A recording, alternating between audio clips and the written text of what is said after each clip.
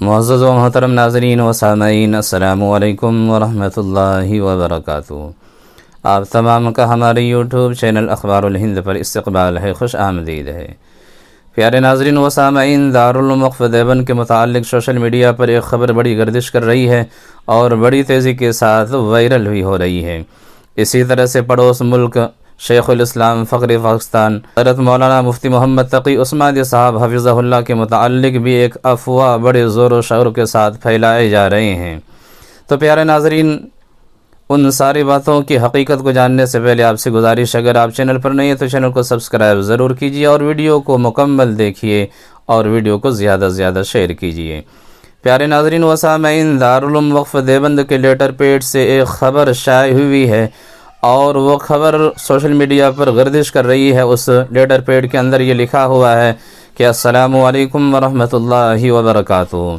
مفتی تقی عثمانی صاحب دامت برکاتہم العالیہ نے حج کے بعد قوم کی بیٹی عافیہ صدیقی کے لیے ملک بھر میں مظاہرے شروع کرنے کا فیصلہ کیا ہے۔ اس سلسلے میں دارالعلوم دیوبند اپنے شیخ حضرت مفتی محمد تقی عثمانی کے ساتھ کھڑا ہے۔ اس سلسلے میں ہم کراچی سے حضرت کے ساتھ ان کے مارچ میں شرکت کریں گے۔ پاکستان بھر سے ہمارے تمام طلباء کو عید کے فوری بعد دارالعلوم کراچی پہنچنے کی ہدایت کی جاتی ہے۔ رہائش اور کھانے کا بندوبست بھی ہے۔ لبیک یا شیخ العظیم لبیک۔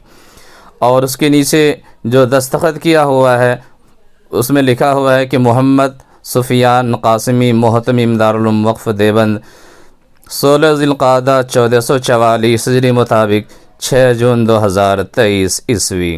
تو پیارے ناظرین و سامعین، اسی جھوٹی خبر اور جھوٹے افواہ کے لے کر نبیر حکیم الاسلام جانشین خطیب الاسلام حضرت مولانا محمد سفیان قاسمی صاحب دامت برکاتہم العالیہ محتمم دارالعلوم وقف دیوبند نے دارالعلوم وقف دیوبند کے لیٹر پیڈ سے ضروری وضاحت فرماتے ہوئے یہ اعلان شائع کیا ہے کہ حضرت مولانا مفتی محمد تقی عثمانی صاحب دامت برکاتہم کی جانب سے منسوب شدہ اپیل کے تعلق سے ایک تحریر دارالعلوم وقف دیوبند کے جعلی لیٹر پیڈ پر فرضی اسکین شدہ دستخط کے ساتھ سوشل میڈیا پر وائرل کی گئی ہے۔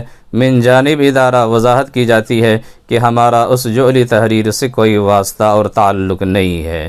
محمد سفیان قاسمی، محتمم دارالعلوم وقف دیوبند، مورخہ 17 ذی القعدہ 1444 ہجری مطابق 7 جون 2023 عیسوی۔ پیارے ناظرین و سامعین، شرارت کرنے والوں کی بھی ایک حد ہوتی ہے، لیکن یہ تو حد سے بھی زیادہ تجاوز کر گئی ہے اور ایک عظیم ادارے کی طرف منسوب کرتے ہوئے اور ایک عظیم شخصیت کی طرف منسوب کرتے ہوئے کس طرح سے جھوٹی خبریں اور جھوٹی افواہیں پھیلائی جا رہی ہے۔ اللہم احفظنا آمین۔